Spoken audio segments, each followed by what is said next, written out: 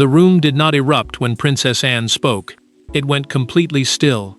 King Charles stopped moving. Queen Camilla's expression hardened, and even the senior courtiers nearest the door appeared afraid to breathe. Anne had not raised her voice or delivered a rehearsed speech. She had simply looked across the room and declared, with devastating certainty, "Camilla will never sit where the Queen sat." In that instant, a private disagreement became a royal reckoning. Before we go deeper into what this really means for the royal family, make sure to subscribe so you don't miss a single update. Charles had summoned the gathering inside Windsor Castle to settle what should have been a controlled ceremonial question. William, Camilla, Anne, and senior household officials had assembled to decide the future use of Queen Elizabeth II's former reception room and historic chair. A ceremonial chair is a seat reserved for important royal occasions, but this one carried emotional authority because the late monarch had used it during private family meetings and moments of national importance. Anne shattered the careful discussion by rejecting the proposal outright. Camilla had been expected to occupy the chair during an upcoming family commemoration, a formal event held to honor a significant person or anniversary. The princess did not ask for a delay or suggest another arrangement.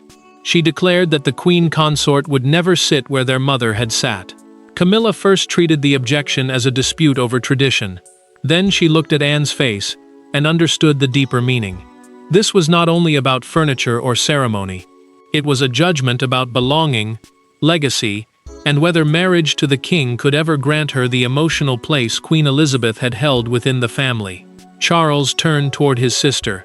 "Do you understand what you have just said?" he asked quietly. Anne did not retreat. She answered that she understood perfectly. The king now faced an impossible divide: defend his wife and appear to diminish his mother's memory, or honor that memory while allowing Camilla to be publicly wounded. William offered no rescue. The future king lowered his eyes, closed the folder before him, and remained silent. That small action suggested he had expected Anne's objection and perhaps shared it.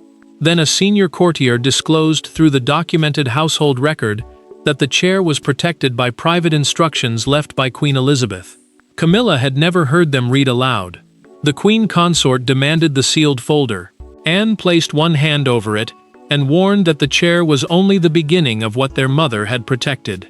What sounded like one unforgiving sentence was about to expose a far deeper struggle over memory, marriage, and the one royal position Camilla could never inherit by title alone. Behind Anne's declaration stood four people carrying four entirely different versions of the same royal history. To Camilla, the chair represented acceptance after decades of rejection. To Charles, it represented peace between his past and present.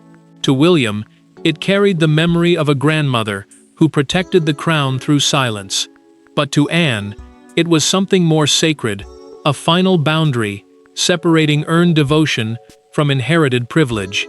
Anne had never measured her bond with Queen Elizabeth through public tenderness. The Princess Royal, a title traditionally given to the monarch's eldest daughter, had learned from her mother through discipline, duty, and expectation. She saw the late queen not only as a parent, but as the standard against which royal service was judged. That was why the chair mattered. It represented decades of sacrifice, not merely position. Camilla carried a different pain. After years of criticism, rejection, and public suspicion, she believed taking that ceremonial place would prove the monarchy had finally accepted her without conditions. When the meeting paused, the queen consort remained alone beside the unused chair. She reached toward its carved armrest, then stopped. The hesitation revealed more than anger. She feared the family still regarded her as someone permitted to stand near history, but never fully enter it. Charles found Anne in the corridor and confronted her. The king told his sister that his wife had endured enough punishment and should not be humiliated inside her own family. Anne did not soften. She replied that suffering could deserve compassion, but it did not automatically grant ownership of another woman's legacy. Her answer struck him because it separated Camilla's pain from Elizabeth's place. William carried the conflict away from the room. In a private conversation with Catherine, He admitted that Anne's words had been severe, yet the proposal had felt wrong from the moment it appeared. The prince feared his silence would now be interpreted as agreement, but he also feared speaking would betray what his grandmother had protected.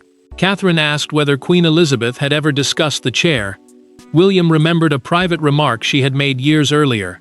Certain symbols, the monarch told him, must remain untouched, because people needed to understand that service could not simply be replaced. The memory left him unsettled. His grandmother had not named Camilla, but the warning suddenly felt painfully specific. Then Anne received a documented message from the Royal Archives, the official collection preserving royal records and private instructions. An overlooked direction existed. It had been written after a confrontation involving Camilla. To understand why Anne was willing to wound her brother's wife so publicly, the family would have to return to the evening when Queen Elizabeth quietly decided that one boundary must survive her. The crisis did not begin with Anne's statement. It began years earlier, during a private anniversary rehearsal at Windsor, when Camilla entered Queen Elizabeth's reception room and sat in the monarch's chair before the Queen had arrived. The gesture lasted less than a minute. No cameras captured it. No public scandal followed. Yet when Elizabeth appeared in the doorway and saw who was sitting there, the expression on her face changed the future of that room forever. Camilla had joined senior family members to review the seating for a small ceremonial reception. A ceremonial reception is a formal gathering arranged around royal duty, remembrance, or state tradition. The meeting should have been routine. Instead, she lowered herself into Elizabeth's chair and joked that she needed to become accustomed to the view from here. The room froze when the Queen entered. Camilla stood immediately and apologized, insisting the remark had been nervous humor rather than ambition. Elizabeth accepted the apology in a quiet voice, but her composure turned cold. That restraint frightened the future consort more than anger would have, because the monarch was not reacting to a simple mistake. She was judging what the gesture revealed. Elizabeth asked everyone except Anne to leave. Once the door closed, the Queen admitted through a private recorded dictation, later preserved by the household, that royal symbols were beginning to be treated like possessions waiting to be inherited. She feared people had forgotten that authority was not transferred through proximity alone. It had to be earned through service, patience, and sacrifice. Anne understood why the warning mattered. Her mother had spent decades turning personal comfort into public duty. To see the chair treated as a preview of future status made Elizabeth fear that her life's burden could be reduced to a prize awaiting the next occupant. That same evening, the monarch dictated a formal instruction. The chair and private reception room were to remain commemorative spaces after her death. A commemorative space is preserved to honor a person or event rather than becoming someone else's personal setting. No future consort would claim either as a symbol of succession. Elizabeth then named Anne as the family member responsible for defending the order if officials tried to reinterpret it for convenience or presentation. The princess accepted without hesitation, knowing the promise might one day place her against Charles. The recovered archive note carried one final handwritten sentence. Charles had never seen it, and Camilla now understood exactly why Anne might read it aloud. When the family gathered again, Anne was no longer defending a memory from personal instinct. She was carrying out a promise made directly to the Queen, and Camilla knew it. No aides stood between them when Camilla closed the door. No advisors softened the language. Anne remained beside the fireplace, rigid and unmoved, while the Queen consort demanded to know whether this was truly about an old chair, or whether the Princess Royal had been waiting years to tell her she would never belong. Anne's answer was not immediate. When it came, it cut deeper than the original statement. Camilla had requested the private conversation before the archive instruction reached Charles. She still believed the dispute could be contained within the family, away from press secretaries and household officials. Anne agreed on one condition: neither woman would involve the king until they had spoken honestly. A press secretary is the official who manages public statements and media responses, but this confrontation could not be reduced to careful wording. Camilla accused Anne of turning Queen Elizabeth's memory into a weapon. She had spent years supporting Charles through public hostility, private strain, and constant judgment, only to be reminded that some within the family still considered her temporary. Her anger carried something deeper than pride. It carried exhaustion. She had reached the highest place beside the monarch, and still felt as though one mistake could send her back outside. Anne listened without interrupting. Then the princess answered with controlled force. The question was not whether Camilla belonged beside the king. It was whether she had the right to occupy a symbol deliberately reserved for a woman whose authority had been earned across 70 years. The chair, Anne insisted, represented service that could not be transferred through marriage. Camilla's restraint broke. She revealed through their private conversation that Charles had personally approved the seating proposal. The king had assured her that his mother would have wanted the family to move forward rather than preserve empty spaces forever. To Camilla, his approval had felt like protection. To Anne, it proved exactly why the instruction existed. The princess reached into the folder and produced a copied line from Elizabeth's documented order. Her voice remained calm as she read, "Let no affection confuse continuity with replacement." Camilla recognized the meaning immediately. Continuity meant preserving the monarchy through change. Replacement meant pretending one person could simply take another's emotional and symbolic place. Elizabeth had anticipated the argument Charles was now using. The door opened before either woman could speak again. Charles entered without knocking. He had heard the final sentence. His expression shifted as he looked from his wife to his sister, knowing his mother's words had reached directly into his decision. The conflict had moved beyond Anne and Camilla, because the next voice in the room belonged to the only man with the power to overrule them both. Charles had the authority to end the argument with a single instruction. He could order the chair moved, dismiss the archive note as private sentiment, and protect Camilla from another public humiliation. Yet kingship had taught him that power becomes most dangerous when used to settle personal pain. Standing between his sister and his wife, he was no longer choosing where one woman would sit. He was deciding whether love could overrule the final boundary left by his mother. Charles knew the sovereign controlled current ceremonial arrangements. The sovereign is the reigning monarch, whose approval determines how official royal events are organized. Legally, the king could ignore the private direction. Morally, the cost would be severe. Queen Elizabeth's written instruction carried the authority of a final wish, and any attempt to suppress it could make the palace appear willing to rewrite her legacy for convenience. Senior officials warned him through a confidential household briefing that overruling Anne would be possible, but symbolically disastrous.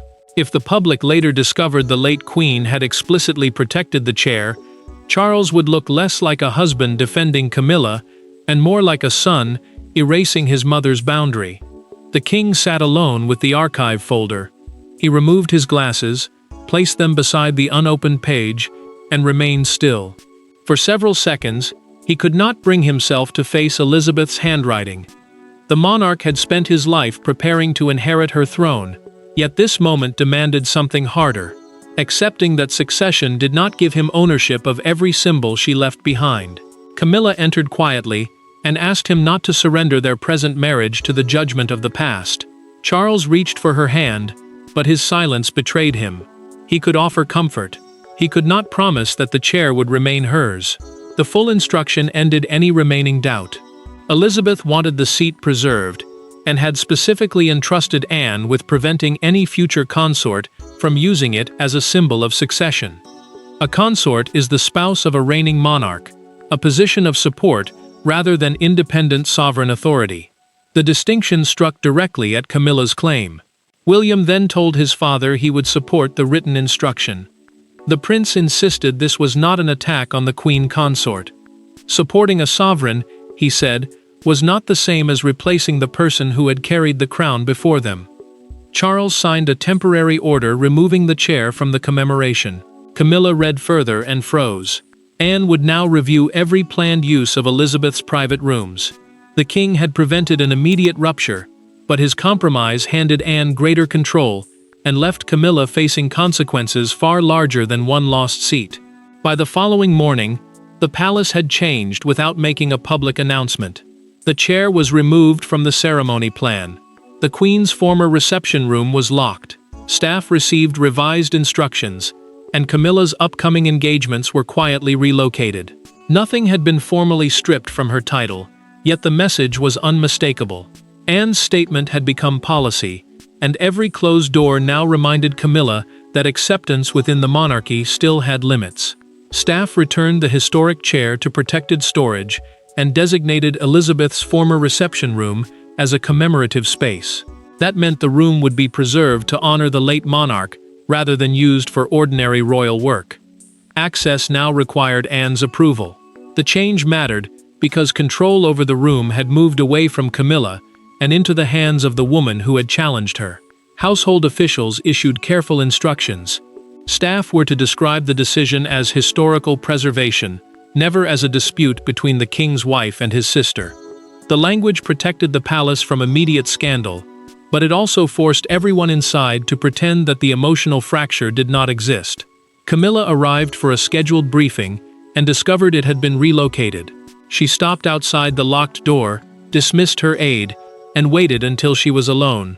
The queen consort had faced public hostility before, but this rejection came from within the family she had spent years trying to serve. Charles later found her sitting with her engagement papers untouched. Camilla looked at her husband and said the palace had discovered a way to call her queen while making certain she never felt like one. The king tried to reassure her, but the words sounded weak against the locked rooms and altered schedules surrounding them. Then another restriction emerged. A senior courtier confirmed through a documented household memorandum that Anne had blocked a proposal to move several of Elizabeth's personal objects into Camilla's working apartments.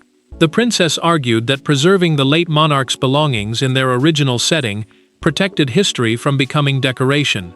Catherine soon learned through a private conversation with Camilla's aide that the queen consort was considering withdrawing from the commemoration entirely. Such a decision would make the family conflict impossible to hide and place Charles between loyalty to his wife and respect for his mother's instruction. William understood the danger. He asked Anne to meet him privately in the old chapel, without secretaries, officials, or documents. The future king believed her victory had protected an important boundary, but he feared it had also created a wound that silence would only deepen. Anne had protected the queen's place, but William was about to ask whether preserving one legacy required destroying the woman who now stood beside the king. There were no officials in the chapel when William confronted his aunt. No sealed files, no ceremonial arguments, only two people who had loved Queen Elizabeth and feared betraying her in different ways. Anne expected the future king to defend her. Instead, he asked a question no one else had dared to raise. Had she protected the queen's memory, or used that memory to punish Camilla for wounds the family had never healed? William made his position clear from the beginning. He supported preserving the chair, but he believed Anne's public wording had turned a principled boundary into a personal condemnation. The future king understood why the symbol mattered. Yet he also knew that leadership was measured not only by what a person defended, but by how much damage they caused while defending it. Anne did not retreat. She argued that softer warnings had already failed. Charles's household had repeatedly treated objections as temporary delays, then returned with new proposals designed to make the same outcome appear inevitable. The Princess Royal believed bluntness was the only language left that could not be reinterpreted. William answered with painful honesty. Camilla had not heard a restriction about one ceremonial seat. She had heard that no amount of loyalty, service, or suffering would ever free her from the family's past.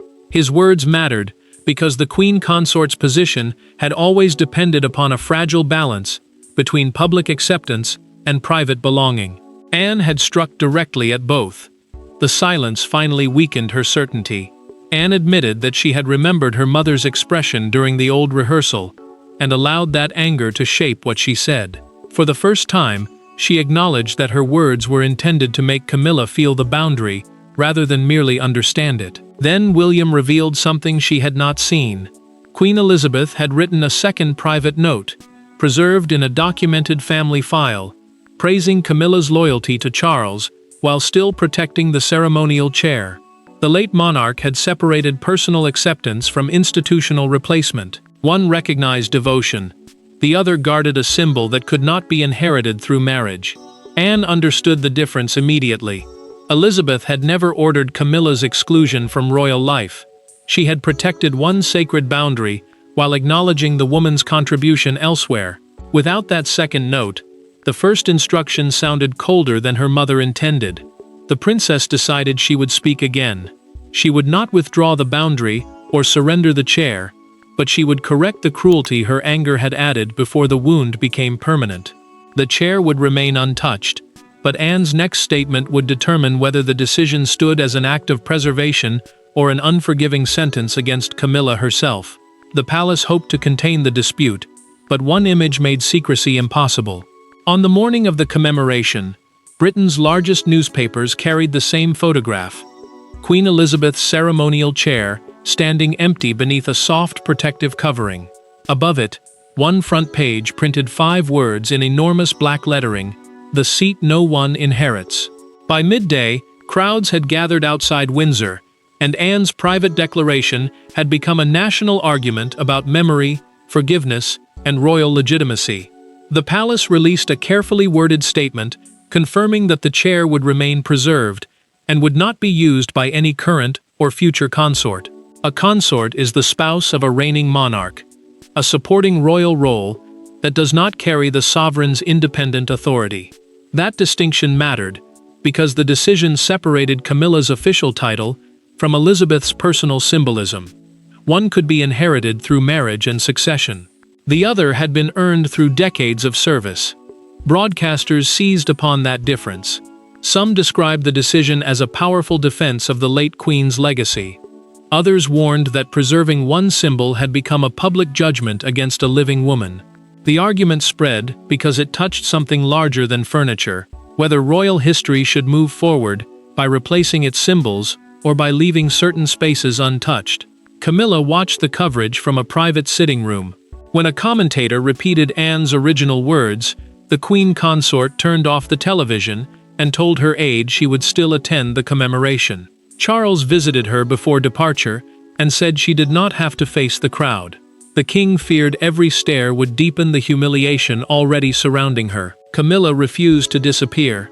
She told her husband that absence would make the empty chair appear like a victory over her rather than a tribute to Elizabeth. The monarch understood. Staying away might protect his wife from immediate pain, but it would allow the public to define her silence as defeat. Outside Windsor's gates, mourners placed white roses beneath a handwritten sign reading, "Honor the Queen, do not humiliate the living." The message captured the divided mood more clearly than any palace statement. People wanted Elizabeth's legacy protected, but many recoiled at the suffering caused in its name. Anne then issued a second documented statement. Camilla's place beside Charles was not disputed, she declared, but Elizabeth's personal seat would remain a permanent symbol of service that could not be transferred. When the Queen consort arrived, the Princess Royal was waiting inside. Before the family entered, the two women faced one final choice: walk separately and preserve the fracture, or step forward together. The nation had delivered its divided judgment, but the final meaning of Anne's words would be decided by one silent choice, made beyond the cameras. The chair remained empty. That did not change. Queen Elizabeth's place was preserved exactly as Anne had demanded, untouched by title, marriage, or political convenience. Yet the final moment was not defined by the object no one occupied. It was defined by two women standing several feet away from it. Camilla looked toward Anne, uncertain whether another rejection was coming. Instead, the Princess Royal extended her hand and quietly asked her to walk beside the family. The commemoration moved forward with Elizabeth's chair placed apart from the active seating arrangement. A commemoration is a formal occasion created to honor a person, event, or lasting legacy. The chair no longer appeared as a throne waiting for its next occupant. It stood as a memorial, protected from the dangerous idea that one woman's service could be transferred to another through title alone. Camilla received a newly designated chair beside Charles. It was not Elizabeth's seat, and it was not a replica designed to imitate the past. It represented the Queen consort's own role within the present reign. That distinction mattered, because it allowed her to stand beside the king without being measured as a replacement for the monarch who came before her. Anne spoke before they entered. She told Camilla that her original words had been directed at replacement, not belonging. The princess did not apologize for defending the chair, because she still believed the boundary was right. But she did apologize for making the other woman feel that years of loyalty, pressure, and public service meant nothing. Camilla accepted the distinction. She admitted that she had wanted the chair because occupying it seemed like the final answer to every doubt about her legitimacy. Yet she now understood that taking Elizabeth's place would never silence those doubts. It would only trap her inside another woman's legacy. Charles finally recognized his own mistake. The king had tried to merge past and present in the hope of protecting his wife, but instead, he had wounded both women. During the ceremony, he honored his mother's unique service while thanking Camilla for carrying the responsibilities of the monarchy's present chapter. William then supported a permanent palace rule protecting the personal ceremonial objects of deceased monarchs from reassignment. Anne's intervention became a principle, not a private victory. Camilla could stand beside Charles without becoming Elizabeth. Anne could defend memory without rejecting the living. And the king could finally stop asking one woman to complete another's legacy. The queen's chair remained empty, but the family no longer treated that emptiness as a weapon. It became what Elizabeth intended, a permanent reminder that crowns may pass forward, while some places in history belong to one person forever. Thanks for watching. Please don't forget to like and subscribe, and we will see you in next one.